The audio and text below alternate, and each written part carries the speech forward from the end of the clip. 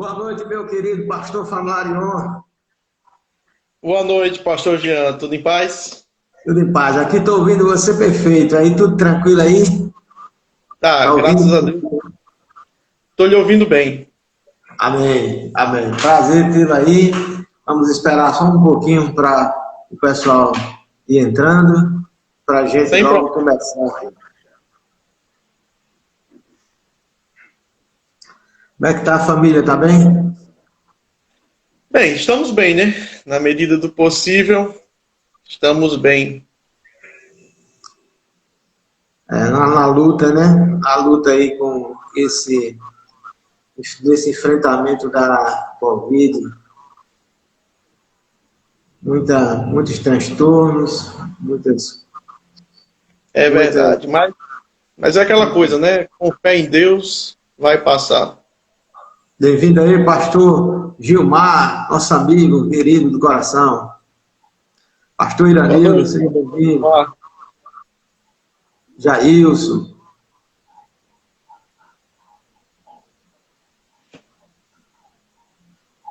Pois é, meu querido. Mas é bom quando a gente confia em Deus, né? Sabendo que Deus está no controle de tudo e que, apesar disso, apesar de todas as dificuldades, Deus há de nos conduzir à paz, à tranquilidade, e É verdade. nos ajudar logo que possível voltar aos nossos cultos, voltar a uma certa normalidade, né? Meu querido, já tem um grupo bom aí, vamos começar a nossa live de hoje à noite. Eu quero, em primeiro lugar, agradecer a Deus, agradecer a você por ter aceito esse convite para falar sobre as pestes e as igrejas, e a igreja e as pestes, dentro desse cenário mundial. Claro que nós vamos partir de um recorte histórico a partir da Idade Média, já que se fosse pegar todas as pestes do mundo todo, não daria tempo para a gente abordar aqui os principais aspectos de como a igreja se comportou, de como a igreja teve o enfrentamento histórico com relação a algumas pestes que você vai nos presentear com essa aula de história. Para os que não sabem, o pastor Flamarion é casado com a Ellen, tem duas lindas crianças, é pastor da Igreja Batista Regular Manancial, aqui em Natal, e também é graduado em História e é mestre em História pela Universidade Federal do Rio Grande do Norte. Prazer muito grande, pastor, ter você aqui, como já disse no início, e saber que Deus vai conduzir você para nos ensinar, dar uma aula sobre história, sobre tudo o que tem acontecido, até chegarmos finalmente na última pandemia, que é essa que nós estamos vivendo, que você também vai apreciar e fazer alguns comentários.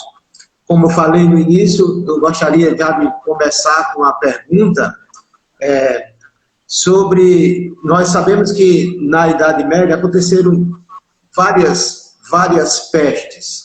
E eu queria que você pudesse destacar qual foi a principal peste da Idade Média e como o cristianismo da época, que era a hegemonia, na Europa principalmente, como o cristianismo lidou com essa peste. Por favor, pastor.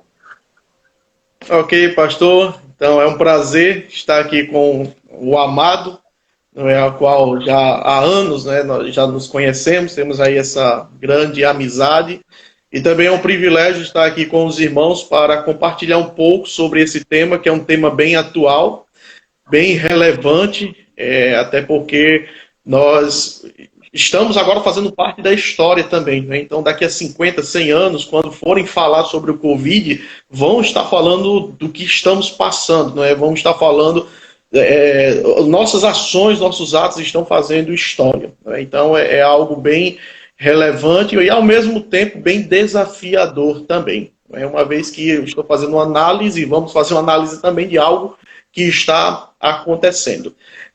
Mas voltando dentro do corte histórico que o pastor mencionou, a Idade Média, é de fato, desde que o homem ele é homem, não é? Desde que houve pecado no mundo, que há essas epidemias, que há esse enfrentamento com estes vírus. Né? Isso não é de hoje, não iniciou.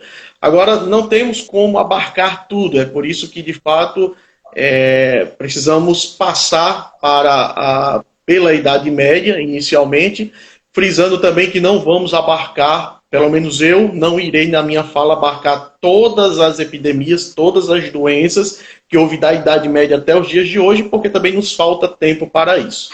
Mas, entrando, iniciando aqui na Idade Média, que foi a pergunta do pastor, nós podemos ver que a Idade Média houve sim várias doenças, certo? Mas uma doença que se alastrou, uma doença que trouxe graves consequências, para toda a Europa, foi justamente o que foi chamada de peste negra ou peste bubônica. Essa peste negra, ela se espalhou por toda a Europa em 1348. Eu quero frisar aqui, essa peste negra, ela não iniciou em 1348, tá certo? Então, desde o período de Justiniano, desde o período antigo, que essa peste ela existe, e ela sempre ia e voltava, mas foi em 1348 que ela começou a assolar de uma forma tremenda a Europa. E para o pastor ter uma ideia, essa peste ela é tão importante, principalmente por causa das consequências que eu já vou citar, mas também o período de tempo que ela percorreu. Porque ela inicia aqui em 1348, e ela só vai finalizar, ou pelo menos a última vez que ela é registrada, é em 1720. Então vejam como ela perdurou nesse período de tempo.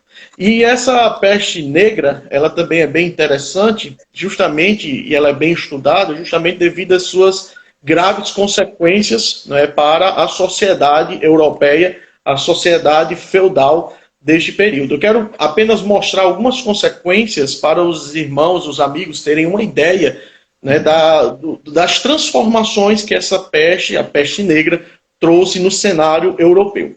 Então, por exemplo, se você for observar a questão da demografia, então, muitas pessoas morreram. Então, houve uma queda na demografia europeia durante esse período.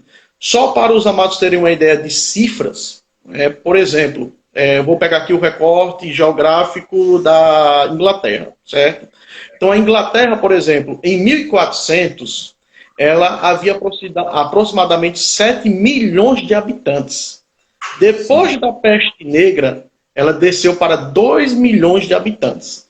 Ou seja, 70% do povo inglês, nesse período, morreu devido à peste negra.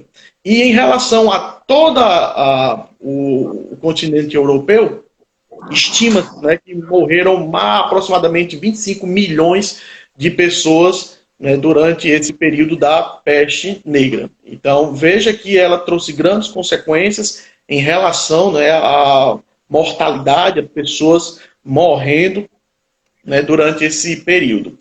Também essa peste ela vai atingir diretamente as cidades. Por quê? Quando quem está estudando aí história, está no período da Idade Média, você vai ver que o recorte da Idade Média ele é dividido em 2 momentos. Alta Idade Média, Baixa Idade Média. Alta Idade Média você tem o declínio da economia, você tem do comércio, o declínio do comércio, o declínio das cidades e o aumento do feudalismo. Quando chega na Baixa Idade Média, que é a partir do século X, então você tem o inverso. Você tem o aumento da economia e a queda do feudalismo. E o aumento também da urbanização. Então as pessoas na Baixa Idade Média, elas começam a ir para urbes, elas começam a ir para a cidade, até chegar a peste negra. Quando chega a peste negra, então as cidades entram em colapso. Por quê? Porque as cidades eram zonas onde as pessoas estavam morrendo devido à grande infestação de peste negra nestas cidades. Então qual é a posição das pessoas? Fugir das cidades. Porque é na cidade onde as pessoas estão morrendo. Então elas saem e começam a sair das cidades, isso começa a trazer alguns declínios, né, para a cidade, que depois vai se normalizar posteriormente. Essa peste negra também ela vai trazer grandes consequências até no quesito da morte. Porque, note, como eu mencionei para o pastor, temos cerca de 25 milhões de pessoas morrendo por causa da peste negra do período da Idade Média, certo? Mas é interessante que essa peste, quando ela pegava uma pessoa, era uma morte rápida. Então, por exemplo, quais eram os sintomas que você sentia quando você estava com a peste negra? Então, o primeiro sintoma era o surgimento de bulbos.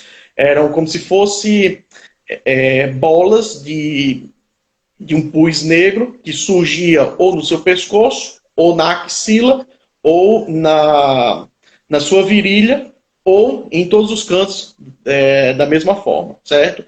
Junto com febre e tosse, enfim. Quando apareciam esses sintomas, o indivíduo ele só tinha 24 horas ou, no mais tardar, 36 horas de vida. Então, ou seja, em pouco tempo os indivíduos morriam. Então, durante esse período da Idade Média, muitas pessoas morreram assustadoramente. Então, imagine só, você encontra um parente que tem isso já é uma sentença de morte, porque daqui a 36 horas ele vai morrer. E você sabe disso. Então, veja como isso trouxe grandes consequências. E que isso também vai mudar a mentalidade acerca da morte do povo. Por quê? Existe um historiador chamado Jean Delumeau, e Jean Delumeau ele é um francês, e ele escreve sobre os sentimentos, certo? Então ele escreve um livro sobre felicidade, ele escreveu um livro sobre o medo, ou seja, ele escreve mostrando, né, que esses sentimentos eles também são ações coletivas, né, são construções históricas, construções sociais. E é interessante que ele, falando um pouco sobre essa peste, ele vai dizer o seguinte, que quando inicia, né, a peste negra, até período anterior, né, à peste negra, as pessoas, no período da Idade Média, eles tinham medo do inferno. Então, o medo que prevalecia, além de, claro, outros medos, mas quando diz respeito à morte, até esse período as pessoas tinham medo do inferno, no que se tratava da morte. Depois da peste negra, então, mudou essa perspectiva. Então, as pessoas não têm apenas medo da morte, do inferno, mas elas também têm medo da própria morte e pela forma de você passar pela morte, entende? Então, não é apenas medo do inferno, do que vai acontecer após a morte, mas inicia-se também um medo, não é, de como você vai morrer. Quais são os sofrimentos que o indivíduo vai passar? Então ele faz um estudo bem interessante sobre essa questão, mostrando que a peste negra ela também trouxe esses desdobramentos na mentalidade do povo, certo? O pastor perguntou como foi que a igreja, perante esse mal, como é que a igreja agiu. No caso, a igreja católica, que era a igreja hegemônica, durante esse período da Idade Média. E o que é que vai acontecer? A igreja, como outras classes da Idade Média, certo? Outros setores da Idade Média, não tem muito o que fazer, certo? Por quê? Porque nós estamos aqui no período da Idade Média. A medicina, ela não está desenvolvida, ela ainda é arcaica, certo? Então, hoje nós sabemos que a peste negra iniciou devido um vírus que surgiu da pulga de um rato. Mas na época eles não sabiam disso. Na época, os vírus é algo bem recente na história humana. O conhecimento acerca dos vírus é algo bem recente na história humana. Então, eles não têm noção. Então, a igreja não tem ideia de como trabalhar, como lidar acerca disso. Mas isso não quer dizer que a igreja não tenha levantado estratégias para tentar vencer essa peste negra, certo? Então, eu elenquei aqui algumas destas formas de tentar vencer essa peste negra, certo? Como eles lidaram com isso. Não vou esgotar o assunto, mas vou apenas apresentar algumas maneiras de como eles tentaram lidar. Então, a primeira coisa que a igreja tentou fazer foi identificar qual a origem da peste, certo? Então, isso aí foi algo que eles tinham que saber de onde vem a origem.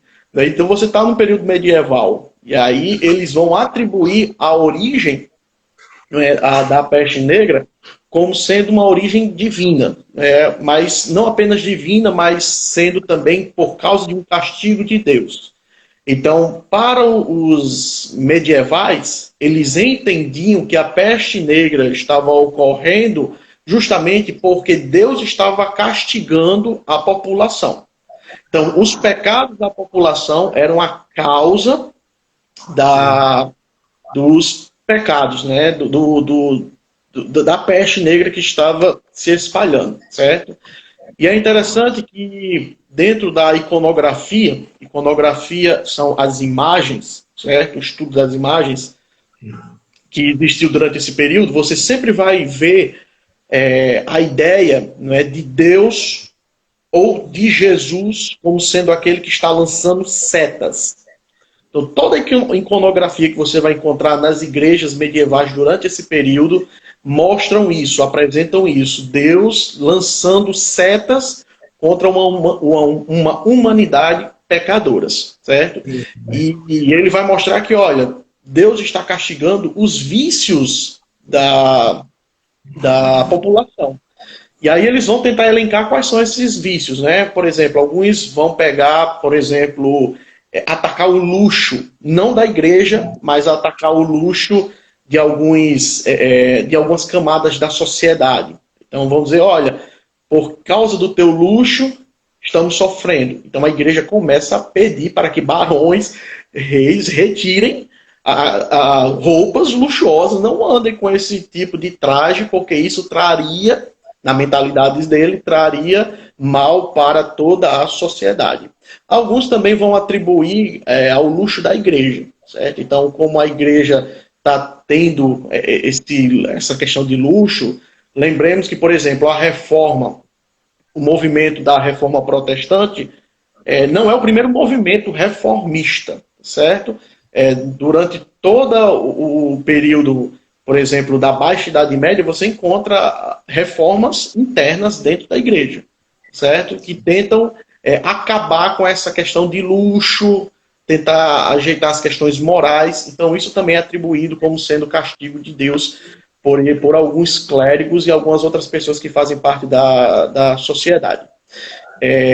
Existe também uma outra iconografia, essa é muito famosa, vocês depois podem até procurar na internet, que ela é a dança macabra ou dança da morte.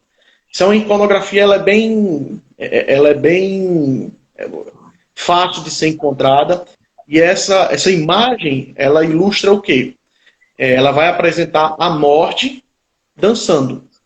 Então eles vão pegar, por exemplo, você vai ter várias igrejas que vai ter essa imagem esculpida nas suas paredes, com esqueletos. A morte, ela é representada como um esqueleto, né, nesse período, dançando. E aí isso é um ataque ao quê? Às danças, certo? As danças do período medieval. Porque eles vão dizer que as danças é uma diversão perniciosa. E essa diversão perniciosa é um dos motivos de Deus estar lançando toda a sua ira sobre a humanidade. Então aqui isso foi uma outra maneira, né, da Igreja Católica tentar lidar com essa questão da epidemia. Então a primeira coisa que ela tentou fazer, a Igreja Católica nesse período, foi tentar identificar quais as origens, certo? Assim, e outra coisa, nesse período também, é interessante essa informação, que aumenta a adoração, o culto a São Sebastião. Então, São Sebastião é aquele santo que ele recebe várias flechas, né? Então quem é devoto a São Sebastião conhece, ou quem já foi, conhece esse indivíduo. Então, já foi, já? Já vi, já. Então, nesse período medieval, que o culto a São Sebastião aumenta. certo? Não inicia, mas ele aumenta justamente, por quê? Porque a Igreja Católica, alguns representantes da Igreja Católica vai entender que ele seria um santo que iria proteger as pessoas dessas flechas, das setas, né? Enfim. Então, a primeira medida da igreja foi isso, foi tentar entender como surgiu a peste. Uma segunda medida é a questão de visitação aos moribundos. Então, as pessoas estavam doentes, as pessoas estavam... Então, a igreja envia os seus padres para a visitação, para dar, muitas vezes, a extrema unção, enfim. Só que o que acontece? A partir do momento que um clérigo ele entra numa casa onde tem um indivíduo, então, normalmente, ele acabava pegando também. Então, é por isso que vários historiadores vão mostrar que, nesse período, a mortalidade dos padres girava em torno de 42% a 45%. Essa questão da mortalidade, né, dos padres. Porque eles acabavam adquirindo também a doença e não tinham o que fazer como os demais. Certo? E aí, para tentar amenizar essa situação, entra o Papa Clemente VI. O que é que o Papa Clemente VI faz? Ele cria uma bula papal, e essa bula papal ela acaba dando perdão às pessoas durante esse ano, 1349. Então, até a Páscoa de 1340, então os católicos eles teriam seus pecados perdoados sem a necessidade de passar sem a necessidade de ter a intervenção de um padre. E aí eu gostaria de ler aqui um relato, esse relato é de um cônego, deste período aqui, é uma crônica que ele escreveu, e ele vai falar um pouco sobre isso, certo? Então, esse cônego aqui, ele é um cônego inglês chamado Henry Needle. Essa carta que ele está escrevendo aqui, ela é de 1349. E essa carta aqui, ela vai mostrar um pouco dessa ideia do Papa perdoar os pecados. Então ele diz o seguinte: da mesma maneira, o Papa concedeu completa remissão de todos os pecados a quem quer que fosse absolvido em perigo de morte, e permitiu que esse poder permanecesse até a próxima Páscoa, e cada um pudesse escolher um confessor à sua vontade. Então, o Papa Clemente VI, ele acaba levantando essa bula, ele acaba absorvendo os pecados como uma forma também, uma maneira de amenizar a morte até de outros padres também. Okay? Uma vez que ele estava entrando em contato. Okay? Mas assim, como eu falei para o pastor, a peste negra, ela vai de 1349, é o recorte que eu comecei, certo? Ela é anterior a isso, mas o recorte que eu quis mostrar é 1349, e vai até 1720. Significa dizer que não somente a Igreja Católica enfrentou a peste, mas também a Igreja Reformada ela enfrentou a peste.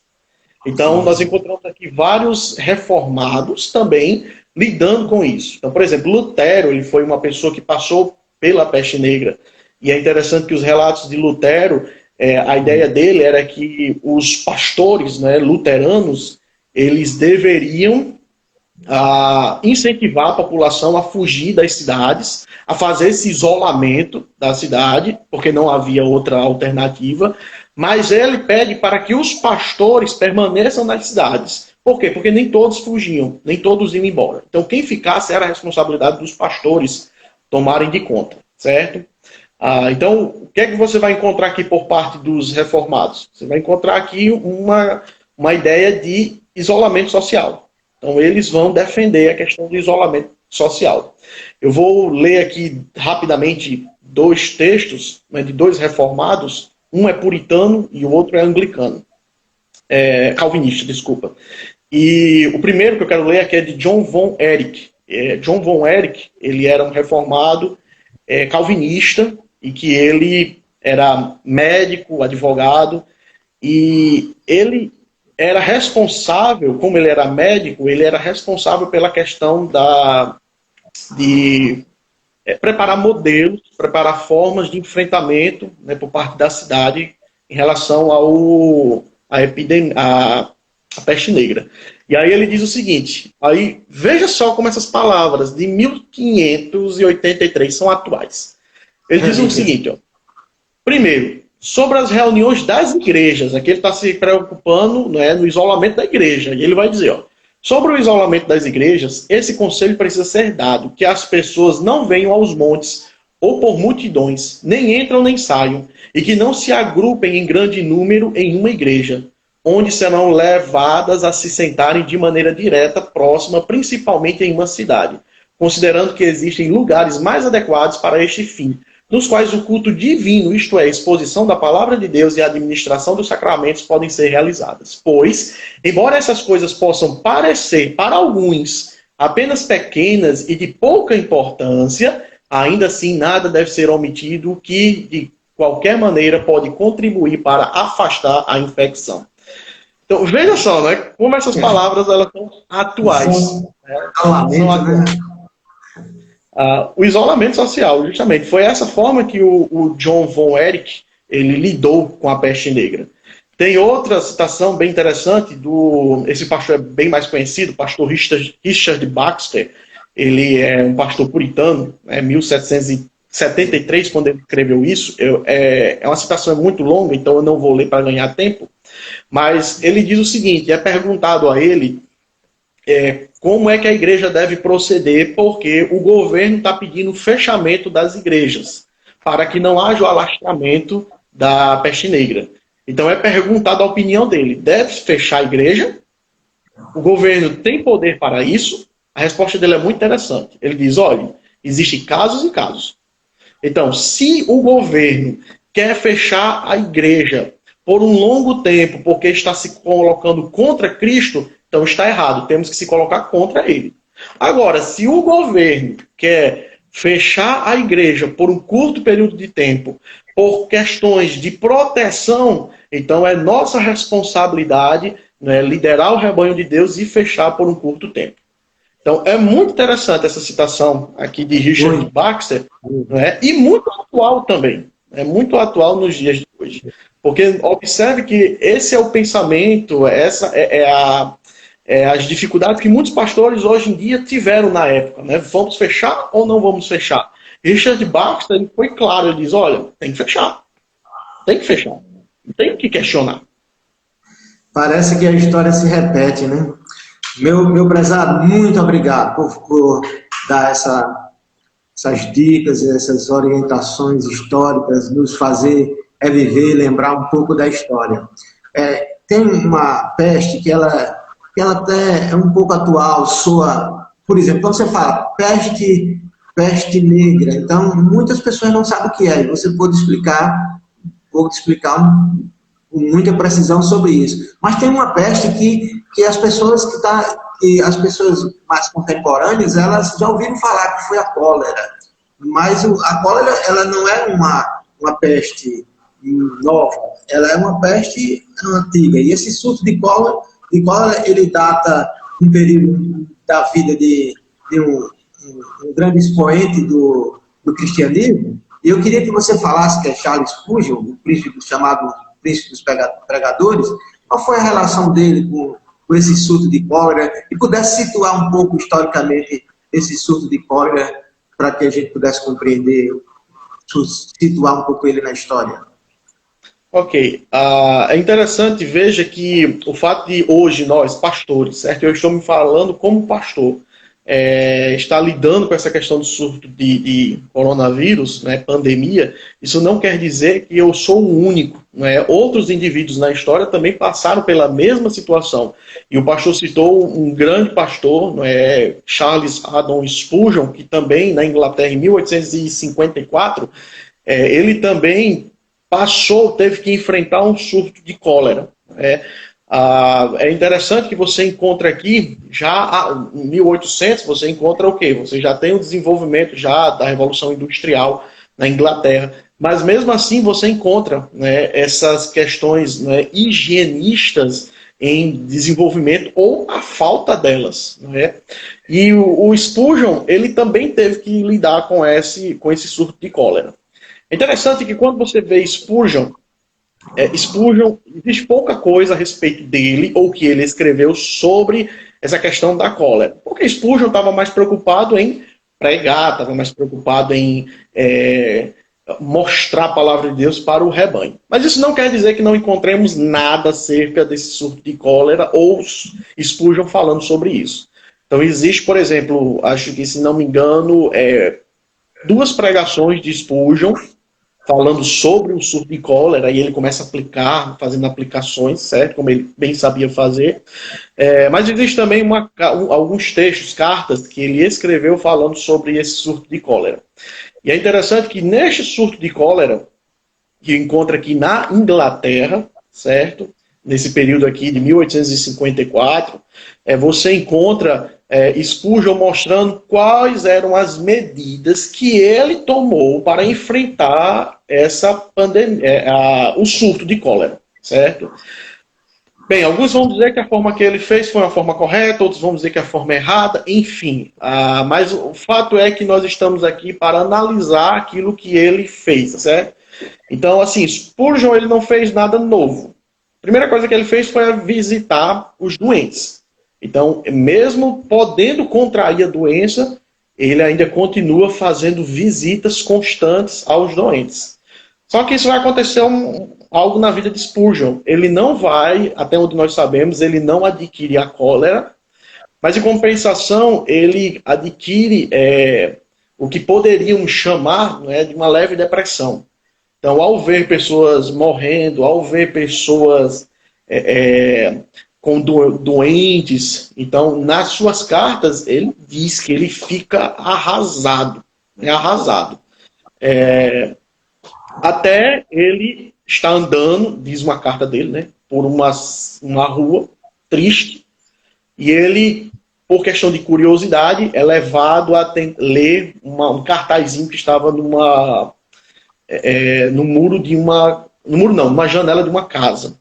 E aí esse texto era um versículo bíblico. E esse versículo bíblico, não me falha agora a memória qual é o versículo bíblico, mas é um versículo que falava assim, para confiar em Deus, né, depositar a fé em Deus. E aí, segundo ele diz que isso renova o coração, ele entende que aquilo é uma mensagem de Deus para ele, e aí ele continua sua jornada pregando, sua jornada anunciando a palavra e também ajudando os enfermos. Então, Spurgeon, nesse período aqui, ele enfrenta visitando os doentes e principalmente pregando a palavra, anunciando a palavra. Eu recortei aqui uma citação de Spurgeon, de uma das cartas dele, que eu acho muito maravilhoso. As palavras dele são palavras bem confortadoras e palavras que nós, como crentes, devemos levar para outras pessoas. Olha o que ele escreve. Preste atenção. Ele diz, e agora, novamente, é o tempo de ministrar.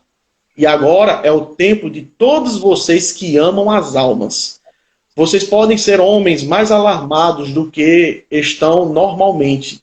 E se eles devem estar, lembre-se que você deve aproveitar a oportunidade de fazer bem a eles. Você tem o bálsamo de Gileade quando suas feridas forem difíceis. Despeje sobre elas o alento. Você sabe quem morreu para salvar. Diga a ele sobre ele. Levante bem alto a cruz em frente aos seus olhos. Diga a eles que Deus se tornou homem para que homens pudessem ser levados a Deus. Diga a eles sobre o Calvário e seus gemidos, choros e suor de sangue. Diga a eles sobre Jesus pendurado em uma cruz para salvar pecadores. Digo isto a eles, há vida para olhar o crucificado. Então, Spurgeon está mostrando que, olha, aproveita esse surto de cólera, onde as almas estão com o coração quebrantado, e pregue a palavra de Deus. Isso aqui pode ser interpretado por alguns como sendo, tá aí, uma forma de legitimar a palavra, mas não, isso é uma forma de você levar o conforto, né, levar a salvação às pessoas. Certo? Então, Spurgeon realmente é uma pessoa que ele deve ser bem estudado, né, durante esse período. E há poucos estudos sobre isso. Amém. Graças a Deus por as palavras aí de Spurgeon, né, alentadoras, no século XIX, XIX, se não me engano. Também você percorreu o século XIV com a peste negra, agora o XIX, e agora eu queria que você pudesse falar um pouco, já dentro do século XX, como o cristianismo enfrentou essas pandemias. Ok. É interessante que, veja, no século XX você tem um desenvolvimento também de outras doenças, certo?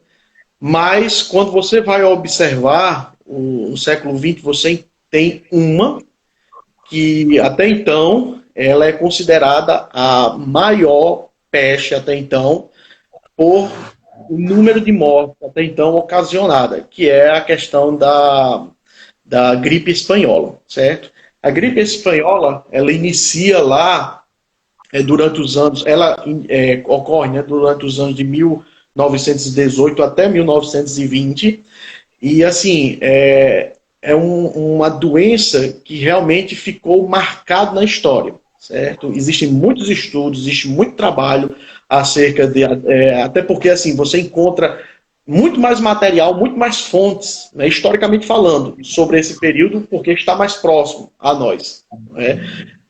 Mas assim, foi algo assim terrível. Então você encontra o quê? Você encontra já fins do século XIX o imperialismo, né, entrando, querendo, né, trazendo aquela paz armada, ou seja, todos os impérios se mobilizando para ter o poder, né, por um lado a Alemanha, por outro lado a França, a União Soviética, enfim, né, todos essas superpotências, né, lutando para o poder, chegando então na Primeira Guerra Mundial.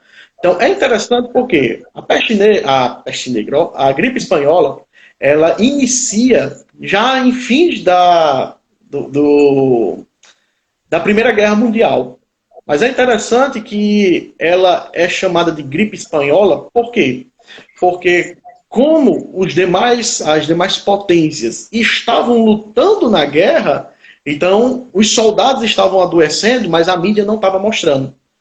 Os governos, o que eles faziam? Eles não divulgavam isso. Quem é que vai divulgar? A Espanha.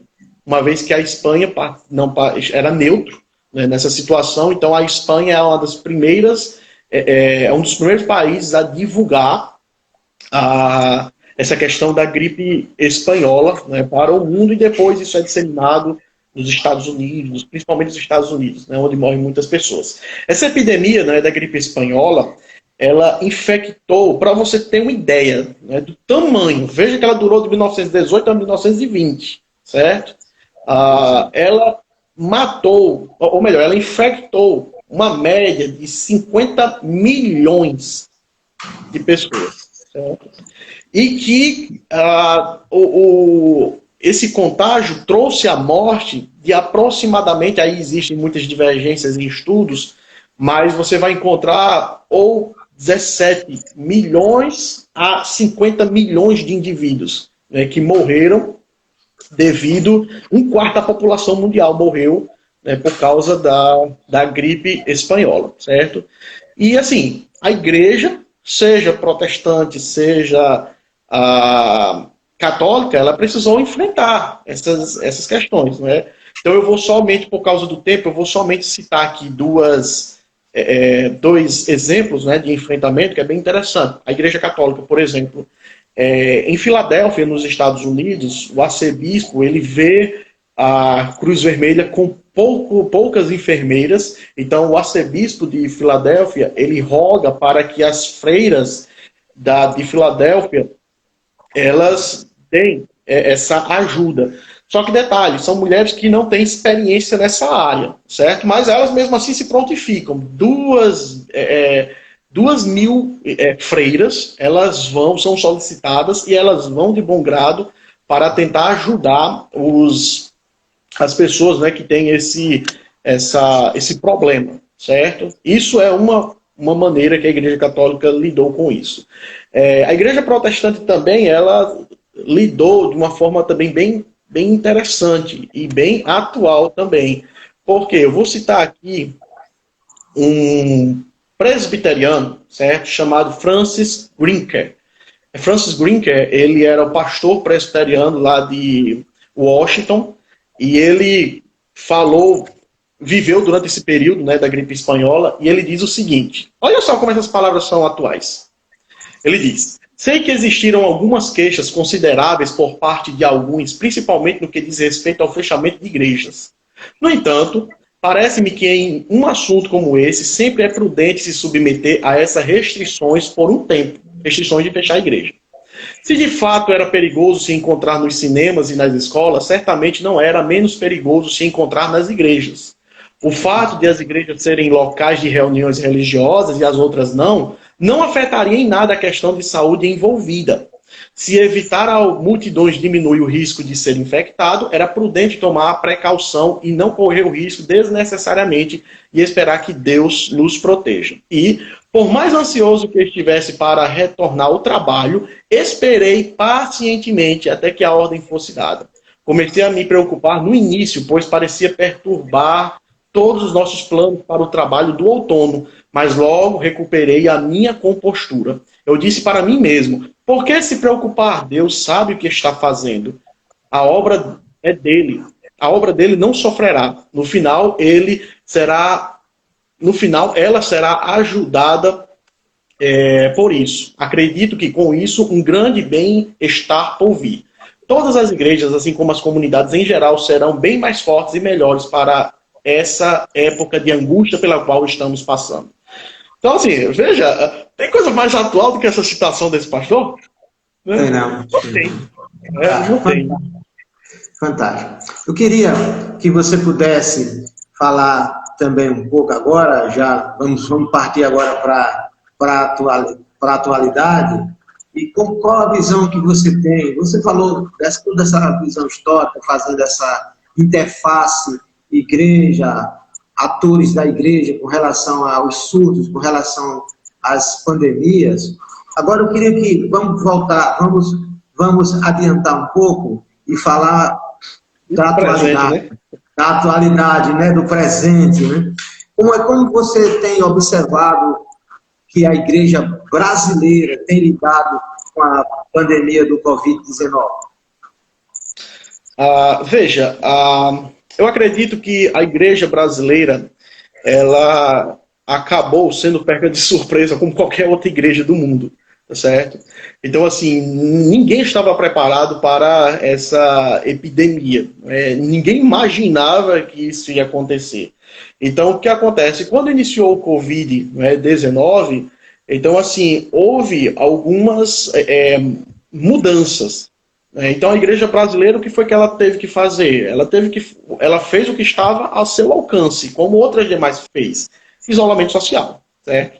Fechou suas portas. Agora, eu quero dizer para o amado que, utilizando aqui palavras que não são minhas, a igreja não fecha. O templo fechou suas portas, mas nós estamos aqui. A igreja somos nós, certo? Então, assim, a igreja brasileira, por questões, assim, até sem entender, mas a primeira coisa que ela fez foi respeitar, certo? Mesmo não concordando, por parte de alguns, claro, certo? Mas ela praticamente acabou obedecendo às ordens dadas pelo governo, pelos agentes de saúde, para tentar minimizar essa questão da pandemia. Então, assim, não fizemos nada demais, repetimos o que muitos outros países estão fazendo, outras igrejas ao redor do mundo estão fazendo, certo? E também, por causa do nosso século XX, houve uma transformação. Por quê? Porque houve o que nós podemos chamar de uma mudança extremamente rápida na adoração pessoal para uma adoração online. Então, agora, veja que no início do século XX você já encontra um desenvolvimento de meios midiáticos nas transmissões de cultos, nas transmissões de trabalhos de igreja. Mas a pandemia, o que foi que ela fez? Ela acelerou esse processo. Igrejas pequenas, por exemplo, que nunca imaginariam estar fazendo seus cultos online, hoje estão fazendo. Igrejas que no passado, por exemplo, pensavam, eu nunca vou fazer um culto online, porque se eu fizer, vou incentivar os crentes a permanecer em casa, hoje está fazendo, entendeu? Então, assim, esse processo, né, de utilização de meios midiáticos em prol do evangelho acabou sendo acelerado por causa do coronavírus. Não apenas isso, mas é a área da educação. É um outro exemplo. Né? Então, a educação, o pastor sabe melhor do que eu, mas você já encontra assim, o desenvolvimento, um aceleramento nessa necessidade de ter vídeos aulas dentro de casa. Né? Verdade, verdade. Você falou que durante o período da peste negra, no enfrentamento da Igreja Católica, ela pregava e dizia que essa peste era castigo de Deus. Agora, trazendo para a atualidade, hoje, o que você atribui à existência do Covid-19? É castigo de Deus? É uma artimanha do diabo? Ou é produto da falta sanitária da China? Produto da falta sanitária da China. Bem, agora, assim, eu vou falar não como historiador, mas como teólogo, como pastor, né? Eu acredito o seguinte, que o que nós estamos passando, ela é um efeito do pecado. Basicamente isso, efeito do pecado. Desde que o homem pecou, em Gênesis capítulo 3, nós observamos, né, todo o sistema que Deus criou entrando, entre aspas, em colapso. Ele sendo amaldiçoado. Então, animais começaram a entrar em conflito, a natureza começou a entrar em conflito.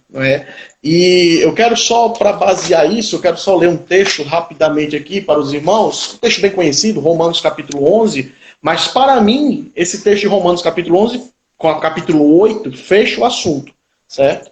Por exemplo, Romanos capítulo 8, ele vai dizer o seguinte, versículo 18, porque para mim tenho por certo que os sofrimentos do tempo presente não são para comparar com a glória por vir a ser revelada em nós. A ardente expectativa da criação aguarda a revelação dos filhos de Deus, pois a criação está sujeita à vaidade.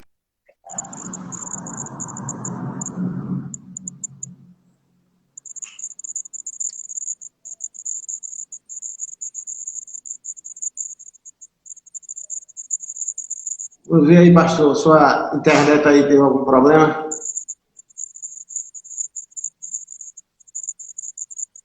Vai voltar já, já.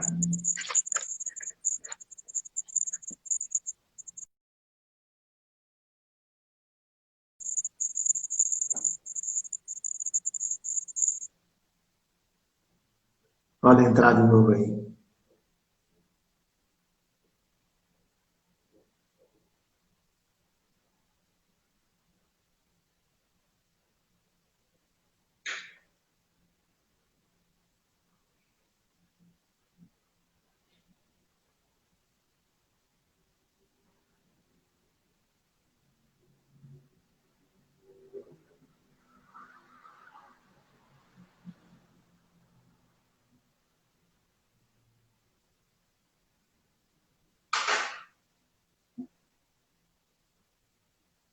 Vou esperar aqui o pastor Lamarion entrar novamente. A internet dele aí parece que deu alguma pane, né? Meu pastor Alain, pastor Valmir, prazer aí revê-los. Acho que a internet do... Rapaz, na hora da pergunta, excelente, né? Espera aí ele entrar.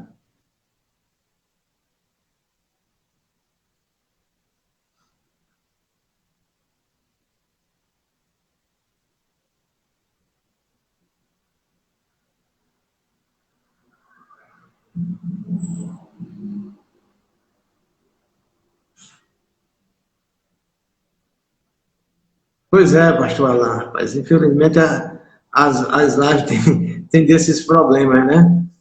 De vez em quando dá um panezinho, a internet de alguém falha, né? Mas vamos torcer para que ele possa voltar a tempo e concluir, né, com a, com a sua resposta, né? Foi a China que cortou a internet de forma... Rapaz, eu acho que ele ia botar a culpa na China, viu? Eu também acho, viu?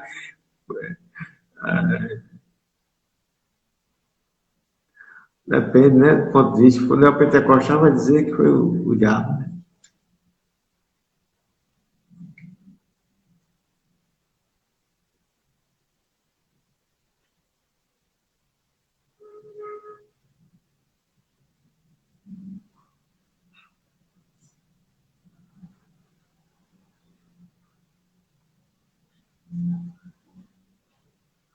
A Marion também falou, e eu queria só acrescentar que nessa gripe espanhola, também, que foi gravíssima, também morreu o presidente do Brasil, Rodrigues Alves. Infelizmente, ele também passou por isso, né? Eu acho, pastor Alan, que esse atribuir a Deus essa pandemia, como se fosse no sentido de culpar Deus por isso, eu acho que não é uma boa resposta, né? Mas sei que Deus está no controle de todas as coisas e que essa pandemia também tem a sua permissão e acredito que ela serve para todos nós como uma fonte de aprendizagem. Nós precisamos aprender as lições da vida. E a pandemia vem como se apresenta como essa permissão de Deus, mas como forma didática, pedagógica, para que a gente possa aprender com as lições da vida, com as lições as coisas que vêm sobre o mundo inteiro. É claro que não é tão simples assim explicar isso, né? E pegar esse ponto de vista da soberania de Deus, Deus é soberano, Ele tem o controle de todas as coisas, que nada acontece sem sua permissão. Mas também tem a responsabilidade humana, tem também a queda humana, tem o pecado, que está a maldade humana, também tem a interferência do inimigo em muitas coisas. Há um conjunto de coisas. Não podemos ser reducionistas e ter uma resposta simplória para tudo que acontece. O que importa é que a gente precisa confiar em Deus. Confiar em Deus. E que Deus ele está acima de todas as coisas. Então é isso, querido. O pastor Flamarion não conseguiu entrar, mas vamos esperar mais um pouquinho para ver se ele contempla ainda com essa, seria a penúltima pergunta, né? Seria essa penúltima pergunta e abrir para que vocês possam também apreciar e falar algumas coisas. Né? O pastor Iranildo está dizendo aqui, a peste é usada por Deus como um dos seus julgamentos. O Covid, eu ia perguntar a ele se o Covid se ele tem alguma relação com o Apocalipse. Eu já respondo que não tem, né? Não tem relação nenhuma com o Apocalipse. As pragas do Apocalipse e as pestes são de uma dimensão bem maior do que a gente pode observar. O pastor Gilmar está dizendo, esse vírus estaria incluído nos princípios das dores? Não acredito. Lá, Mateus 24, o período específico da grande tribulação. E nem tampouco o Apocalipse, como falei. Quando Deus, pastor André disse aqui, quando Deus traz o seu juízo é para repreender a maldade dos homens. Também, né? Também isso. Porque tem muitos homens de Deus que morreram e que não eram homens maus, que morreram das pestes, da Covid, por exemplo, da Covid-19. Então, não é só uma coisa, são várias coisas. Um conjunto de coisas que acontecem.